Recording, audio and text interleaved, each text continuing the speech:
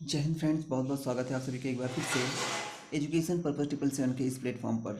तो फ्रेंड्स, आज की वीडियो में हम देखने वाले हैं जो हमारा यूपीएससी क्विट का एग्ज़ाम हुआ था 2023 वाला, उसका आंसर किया गया है। तो आज हम लोग देखेंगे क्वेश्चन सेट जो है हमारा MN2, जो कि प्रथम तिथि 28 अक्टूबर 2023 को संपन्न हुआ था प्रथम पाली में। तो फ्रेंड्स, आज की वीडियो में हम इसी सेट का आंसर की देखने वाले हैं। तो चलिए शुरू करते हैं। तो पहला क्वेश्चन था कि शिवाजी की मृत्यु के बाद मराठा राज में प्रभावी शक्ति चित्पावन ब्राह्मणों के एक परिवार के पास थी, जिन्होंने शिवाजी के उत्तराधिकारी को पेशवा अर्थात प्रधानमंत्री के रूप में सेवा दी थी। वह कौन सा शहर मराठा साम्राज्य की राजधानी बना था? तो इसका राइट आंसर था पुणे। तो पहले क्वेश्चन का राइट आंसर था हमारा पुणे। नेक्स्ट क्वेश्चन था महावीर स्वामी को जिन के नाम से जाना जाने लगा था।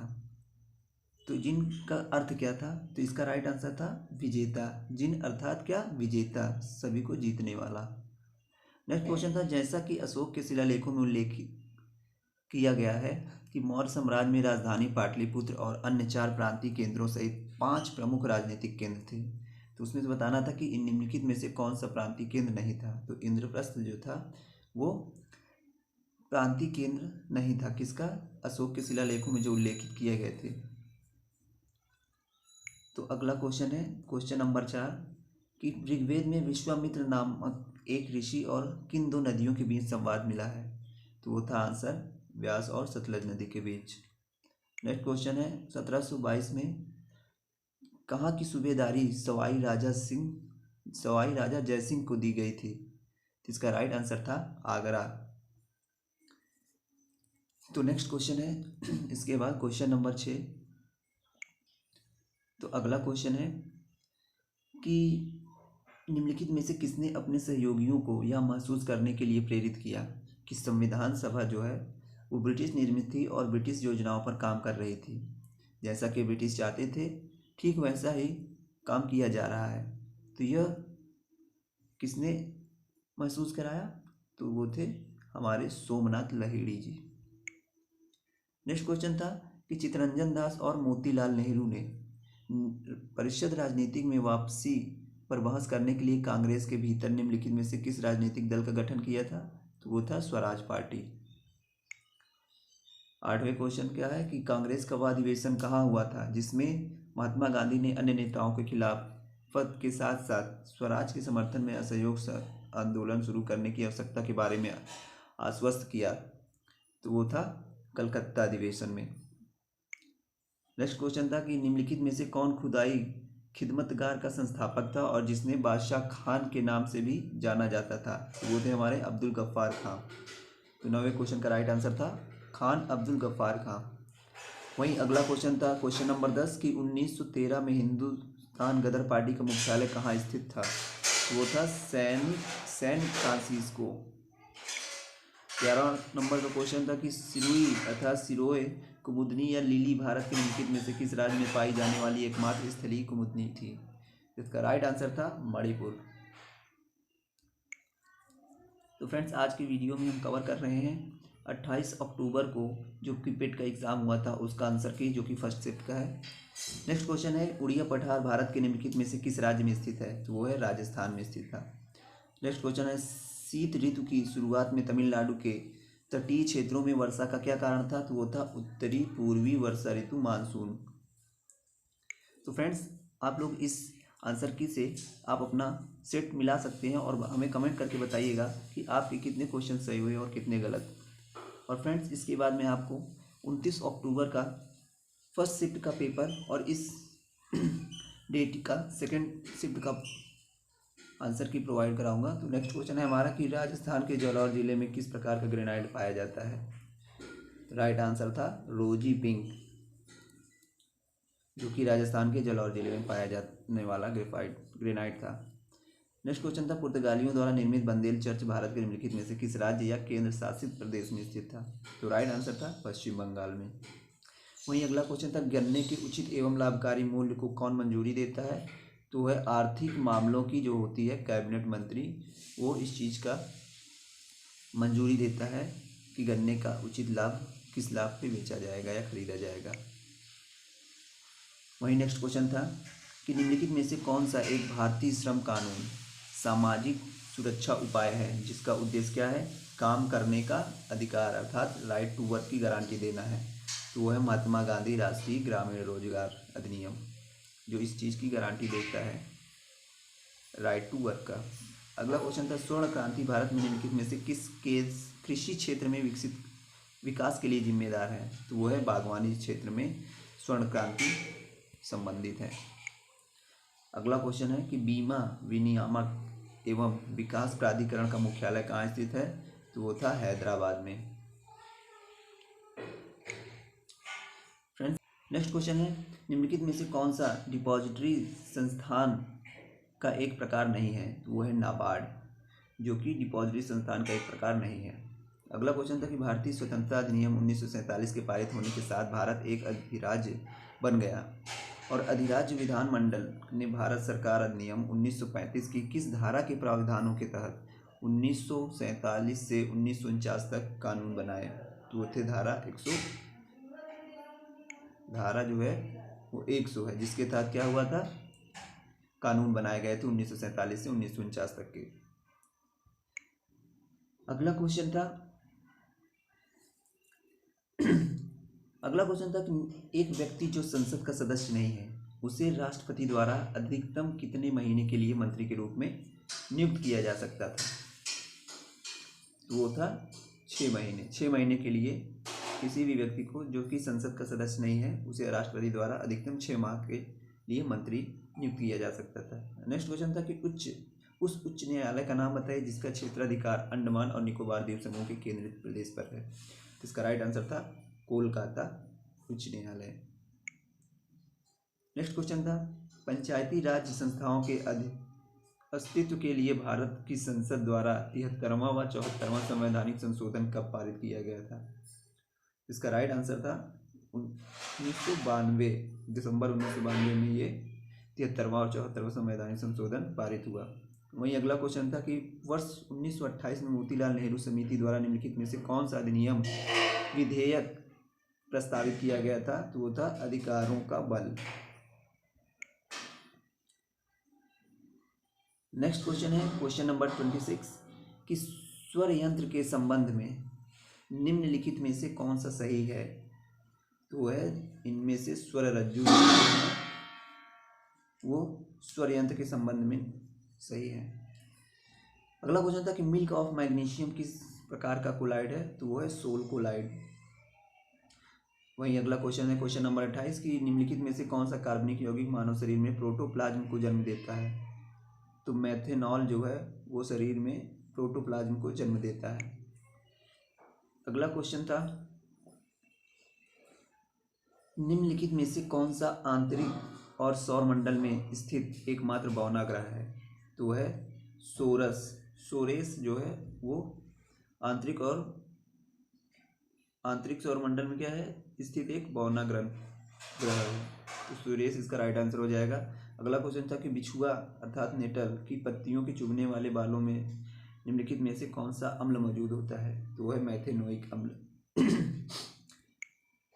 अगला क्वेश्चन है क्वेश्चन नंबर 31 कि इंग्लैंड न्यूजीलैंड वनडे मैच में बारिश के कारण इंग्लैंड को जीतने के लिए 48 ओवर में 324 रन चाहिए थे और शुरुआती 10 ओवरों में औसत स्कोरिंग रेट जो था वो था 6, लेकिन अगले 10 ओवर में बढ़कर 8.5 हो गया। इसके बाद अगले 10 ओवर में यह गिरकर 5.5 पर आ गया और अगले 10 ओवर में बढ़कर 9 पर पहुंच गया। तो बताना था कि अब जीतने के लिए किस औसत की ज़रूरत है। इस क्वेश्चन का जो राइट आंसर था वो था 6.75। और अगला क्वेश्चन था कि निम्नलिखित में से कौन सा अवरोही क्रम में है। क्वेश्चन नंबर 32 इसका राइट आंसर था 9/13, उसके बाद था 11/17, उसके बाद था 5/8, जो कि ये सही क्रम था अवरोही क्रम का। नेक्स्ट क्वेश्चन था मैथ का कि 0.081 अपॉन इतना मल्टीप्लाई इतना फिर इतना का क्या निकालना था वर्गमूल। तो इसका वर्गमूल जो था वो इस प्रकार से निकला है। इसका राइट आंसर जो था वो क्या था, 0.45। वहीं अगला क्वेश्चन था 8⁻⁻1 माइनस 9⁻−1 की पावर -1, वहीं डिवाइड करके फिर इतना का मान निकालना था। तो इसका जो राइट आंसर था वो था 10।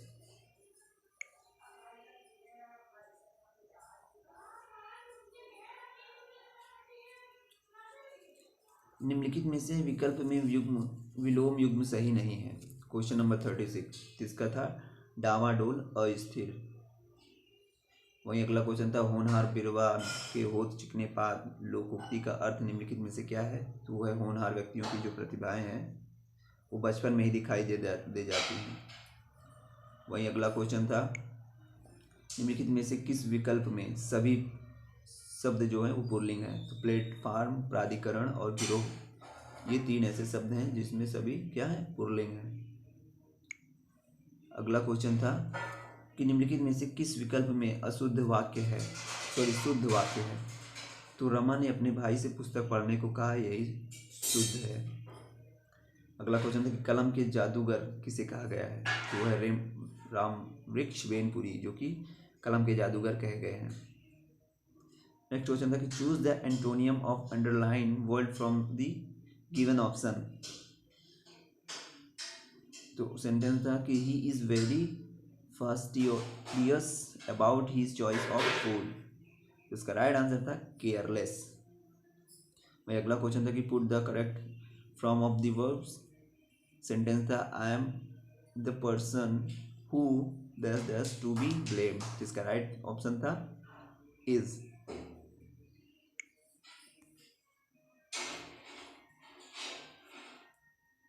वहीं दिया था 43 नंबर क्वेश्चन कि which of the following spelling is incorrect. तो एनिवर्सरी जो स्पेलिंग थी वो थी इसकी गलत थी। अगला क्वेश्चन था पैराग्राफ दिया था एक इंग्लिश का, जो कि 44 से 55 नंबर क्वेश्चन के बीच था। तो इसमें 45 का राइट आंसर था अलुवियल डिपॉजिट। नेक्स्ट क्वेश्चन था 46 का, रीजनिंग से था। तो इसका राइट आंसर था 58। वही संख्याओं 47 नंबर क्वेश्चन था कि संख्याओं के दिए गए क्रम में से गलत संख्या ज्ञात कीजिए। तो 634 जो है इसका गलत आंसर है। नेक्स्ट क्वेश्चन था कि 17 जून 1998 को सप्ताह का कौन सा दिन था। तो वो था बुधवार। राइट आंसर बुधवार था। अगला क्वेश्चन था कि यदि a प्लस बी का अर्थ है कि a b की माँ है, वहीं a माइनस बी का अर्थ है कि a b का भाई है, और a डिवाइडेड b का अर्थ है कि a b का पिता है, और a इंटू बी का अर्थ है कि a b की बहन है, निम्नलिखित में से क्या दर्शाना था कि p q का मामा है, ये दर्शाना था। इसका राइट आंसर क्या था, p minus M plus N into Q, ये हमारा राइट आंसर हो गया था। अगला क्वेश्चन था क्वेश्चन नंबर 50 कि नीचे दिए गए प्रश्नों के 2 कथन हैं, उसके बाद 1 और 2 क्रमांकित 2 निष्कर्ष दिए गए हैं। आपको इनमें से दोनों कथनों को सत्य मानना है, भले ही वे समानता ज्ञात तथ्यों में से भिन्न प्रतीत होते हैं। तो निष्कर्षों को पढ़ें और फिर तय करें कि ये क्या है। तो यहाँ पे कथन दिए गए थे, जैसे कि सभी डंडे बंदूक हैं, कुछ नावे डंडे नहीं हैं। इसका राइट आंसर था यदि ना तो एक और ना ही 2 अनुसरण करते हैं। तो ये इसका राइट आंसर हो गया था। अगला क्वेश्चन है कि हाल ही में भारत सरकार द्वारा संचालित निम्नलिखित में से कौन सा निगम Asia transit finance study group में शामिल होने वाला पहला सदस्य बन गया है। तो वो था पावर फाइनेंस कॉर्पोरेशन लिमिटेड। अगला क्वेश्चन है कि गुरुग्राम में स्टार्टअप 20 के समापन समारोह के दौरान भारत के आधिकारिक तौर पर वर्ष 2024 के लिए निम्नलिखित में से किस देश को मशाल सौंपी गई थी। तो ब्राज़ील को ये सौंपा गया था स्टार्टअप 20 के समापन समारोह के दौरान। वहीं अगला क्वेश्चन था कि भारत के मुख्य न्यायाधीश डी.वाई. चंद्रचूड़ द्वारा कौन सा पोर्टल लॉन्च किया गया था? तो वो था सुस्वागतम। ये पोर्टल क्या था? डी.वाई. चंद्रचूड़ द्वारा लॉन्च किया गया, जिसका काम क्या था? तो अधिवक्ताओं, वादियों, नागरिकों को भारत के सर्वोच्च न्यायालय में प्रवेश के लिए क्यूआर कोड आधारित ई पास अनुरोध करने की अनुमति देता था। अगला क्वेश्चन था कि हाल ही में केंद्रीय सड़क परिवहन और राजमार्ग मंत्री श्री नितिन गडकरी ने भारत में 3.5 टन तक के वाहनों के लिए वाहन सुरक्षा मानकों को बढ़ाकर सड़क सुरक्षा बढ़ाने के उद्देश्य से भारत NCAP लॉन्च किया है। तो NCAP का पूर्ण रूप क्या था? तो वो था न्यू कार असेसमेंट प्रोग्राम। तो इस क्वेश्चन का राइट आंसर है न्यू कार असेसमेंट प्रोग्राम। वही अगला क्वेश्चन था क्वेश्चन नंबर 56 कि अगले दशक में निम्नलिखित में से किस क्षेत्र में व्यापार को $100 बिलियन तक बढ़ाने के भारत अमेरिका टास्क फोर्स की स्थापना की गई थी? तो वो था इलेक्ट्रॉनिक्स के व्यापार को बढ़ाने के लिए $100 मिलियन तक बढ़ाने के लिए भारत और अमेरिकी टास्क फोर्स की स्थापना की गई है। वहीं अगला क्वेश्चन था क्वेश्चन नंबर 57 कि विश्व का पहला 7 मिनट का कैंसर उपचार टीका किस देश में शुरू किया गया? तो वो था इंग्लैंड में। नेक्स्ट क्वेश्चन था क्वेश्चन नंबर 58 मध्य प्रदेश में लागू मुख्यमंत्री लाडली बहन योजना में महिलाओं के लिए आयु सीमा क्या निर्धारित की गई थी? तो थी 1 जनवरी 2023 पूर्ण कर लिए हों और 60 वर्ष से कम हो। नेक्स्ट क्वेश्चन था कि पूर्वोत्तर सीमांत रेलवे ने वर्ष के सूक्ष्म परियोजना के लिए PMI दक्षिण एशिया पुरस्कार जीता। यह परियोजना निम्नलिखित में से किस जानवर के जीवन को बचाने के लिए इंट्रक्शन डिटेक्शन सिस्टम है? तो वो था हाथी। अगला क्वेश्चन था हाल ही में भारतीय वायुसेना IAF की पश्चिमी वायु कमान द्वारा शुरू किए गए वार्षिक परीक्षण अभ्यास का नाम बताइए? तो वो था त्रिशूल, क्योंकि हाल ही में वायुसेना की पश्चिमी वायु कमान द्वारा शुरू किया गया था। अगला क्वेश्चन था क्वेश्चन नंबर 61 कि मेनम वन्यजीव अभ्यारण्य भारत के निम्नलिखित में से किस राज्य या केंद्र शासित प्रदेश में स्थित है? तो वह सिक्किम में, जो कि मेनम वन्यजीव अभ्यारण्य स्थित है। अगला क्वेश्चन था कि तेलंगाना भारत के पालमपेट गांव में स्थित रामप्पा मंदिर, जिसे वर्ष 2021 में यूनेस्को विश्व धरोहर द्वारा घोषित किया गया था, उसका निर्माण निम्नलिखित में से किस राजवंश के शासकों के दौरान किया गया था? तो वो था काकतीय। इसके द्वारा इस मंदिर का निर्माण कराया गया था, जो कि राजवंश का काकतीय। अगला क्वेश्चन है क्वेश्चन नंबर 63 कि भारतीय संघ के प्रधानमंत्री और अन्य मंत्रियों की नियुक्ति भारत के संविधान के किस अनुच्छेद के तहत राष्ट्रपति द्वारा की जाती है? तो वह क्वेश्चन अनुच्छेद 75 के तहत। अगला क्वेश्चन था क्वेश्चन नंबर 64 कि कुथु भारत के निम्नलिखित में से किस राज्य या केंद्र शासित प्रदेश में कुथुबलम मंदिर में प्रदर्शित एक सामाजिक आर्थिक कला है? इसका राइट आंसर था केरल। अगला क्वेश्चन था कि केंद्रीय भारतीय भाषा संस्थान का मुख्यालय निम्नलिखित में से किस स्थान पर स्थित है? तो वह मैसूर, कर्नाटक में। अगला क्वेश्चन था रासायनिक हथियारों का निषेध संगठन में कितने सदस्य राष्ट्र हैं? तो वह 193। अगला क्वेश्चन है निम्नलिखित में से कौन मालदीव की आधिकारिक भाषा है? तो वह दिवेही जो है वो मालदीव की आधिकारिक भाषा है। अगला क्वेश्चन था कि पुला निम्नलिखित में से किस देश की राष्ट्रीय मुद्रा है? तो वह बोत्सवाना की। पेरुंदाई कोमुल वेलिर द्वारा लिखित महाकाव्य कृति है। यह भारत के निम्नलिखित में से किस साहित्य से संबंधित है? तो यह तमिल साहित्य से। वही अगला क्वेश्चन था क्वेश्चन नंबर 70 कि भारत सरकार द्वारा वर्ष 1967 में निम्नलिखित में से किस वीरता पुरस्कार का नाम बदलकर शौर्य चक्र कर दिया गया है? तो वह अशोक चक्र तृतीय को। अगला क्वेश्चन था 71 से लेकर 75 तक एक गद्यांश था, जिसमें बताना था, इस गद्यांश को पढ़कर इसी में से आंसर आपको ढूंढने थे। तो 71 का राइट आंसर था मलिन बस्तियों, फुटपाथ, सड़क तथा रेलवे लाइन के किनारे झोपड़ी डालकर रहने वाले अशिक्षित, दुर्बल और अशक्त लोगों का वर्ग जो था वो हमारे देश में समाज उपयोगी योजनाओं से वंचित वर्ग है। वही अगला क्वेश्चन था कि लेखक के अनुसार शोषण का शिकार कौन लोग होते हैं? तो वो था वस्तु एवं सेवाओं का उपयोग करने वाले उपभोक्ता, जो कि शोषण का शिकार होते हैं। समाज के मध्यम वर्ग की कौन सी समस्या है? तो वह है जीवन यापन में आर्थिक परेशानी का सामाजिक प्रतिष्ठा पर खतरा। वहीं 74 नंबर क्वेश्चन था कि समाज उपयोगी उन्मुखी योजनाओं में वंचित वर्गों के शोषण के लिए कौन उत्तरदायी है? तो वह राजनेता, व्यापारी, सरकारी तंत्र एवं तथा कथित बुद्धिजीवी वर्ग। और क्वेश्चन नंबर 75 का आंसर था कि विशेषण और विशेषण शब्द एक प्रत्यय से बनकर तैयार हुए हैं। क्वेश्चन नंबर 76 से लेकर 80 तक जो कि एक गद्यांश था, इसमें क्वेश्चन कुछ इस प्रकार देते हैं कि क्या भिक्षावृत्ति देश की एक समस्या है? आपका इस विषय में क्या विचार है?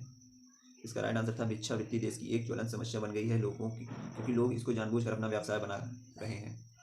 ये इसका राइट आंसर था। 77 का राइट आंसर था अपंगता, कुरूपता, अशक्तता, वृद्धावस्था आदि देखकर लोग भीख देने के लिए बाध्य हो जाते हैं। इसका राइट आंसर ये था। और 78 का राइट आंसर था पैसे देकर किसी भिखारी को रोजगार धंधे के लिए प्रेरित करने मदद करना। ये सही नहीं है, क्योंकि ये इसका राइट आंसर था। और क्वेश्चन नंबर 79 था कि दानपुण्य और जीवन मुक्ति में कौन सा समास है? तो वह द्वंद्व और तत्पुरुष समास। खानदानी भिखारी कौन होते हैं? तो जिनकी भीख मांगने की जगह पुश्तैनी और बेड़ियों से निश्चित हो, वो होते हैं खानदानी भिखारी। इसका राइट आंसर था। क्वेश्चन नंबर 81 से 85 तक था, जो कि DI से संबंधित था। तो इस क्वेश्चन में दिया था कि दिया गया line graph data interpretation chart लगातार 3 वर्षों 2020, 21, 22 के दौरान 6 अलग अलग शहरों कोलकाता, पटना, धनबाद, रांची, आसनसोल और गया में 6 स्टोर से जूते की बिक्री दिखाया गया, जो कि हज़ारों में है। तो बताना था कि 3 वर्षों के लिए पटना स्टोर की कुल बिक्री का 3 वर्षों के लिए आसनसोल स्टोर की कुल बिक्री में से अनुपात क्या है? तो इसका राइट आंसर था 190 अनुपाते 325। वही अगले क्वेश्चन का 82 का कि गया स्टोर और पटना स्टोर पर मिलाकर 3 वर्षों में जूतों की बिक्री की कुल संख्या 3 वर्षों में धनबाद स्टोर और रांची स्टोर पर मिलाकर कुल बिक्री का लगभग कितना प्रतिशत था? तो था 80.51%। क्वेश्चन नंबर 83 था कि 2021 में कोलकाता स्टोर, पटना स्टोर और धनबाद स्टोर पर जूते की औसत बिक्री का कितना प्रतिशत 2022 में रांची स्टोर, आसनसोल स्टोर और गया स्टोर पर जूतों की औसत बिक्री है? तो था 77.5%। वही 84 का राइट आंसर था 24 और 43। नेक्स्ट क्वेश्चन था 3 वर्षों में कोलकाता स्टोर, पटना स्टोर और रांची स्टोर की जूतों की बिक्री की कुल संख्या कितनी है? तो वह 1650। वही क्वेश्चन नंबर 86 से लेकर 90 तक जो कि क्या था? रीजनिंग का क्वेश्चन था।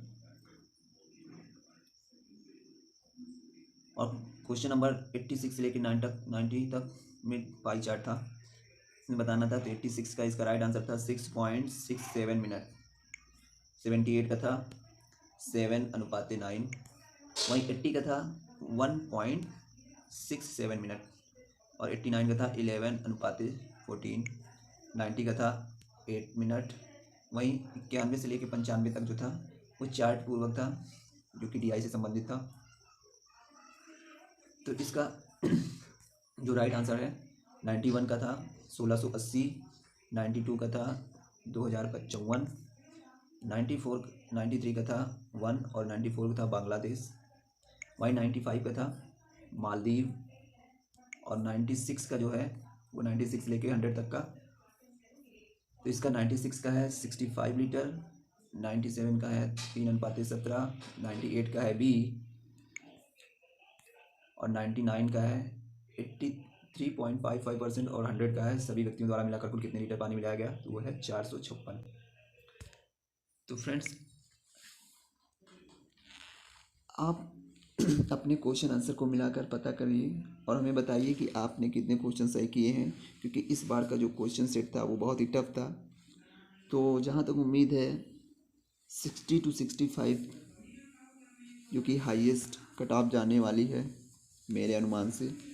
तो फ्रेंड्स, आज की वीडियो में इतना ही। इसका सेकंड शिफ्ट का मैं आंसर की बहुत जल्दी प्रोवाइड करने वाला हूँ। तो आप लोग ये आंसर की के थ्रू अपना क्वेश्चन मिलाकर देखिए कि आपका कितना क्वेश्चन सही है और हमें कमेंट बॉक्स में ज़रूर बताइएगा। मिलते हैं नेक्स्ट वीडियो में, तब तक के लिए जय हिंद।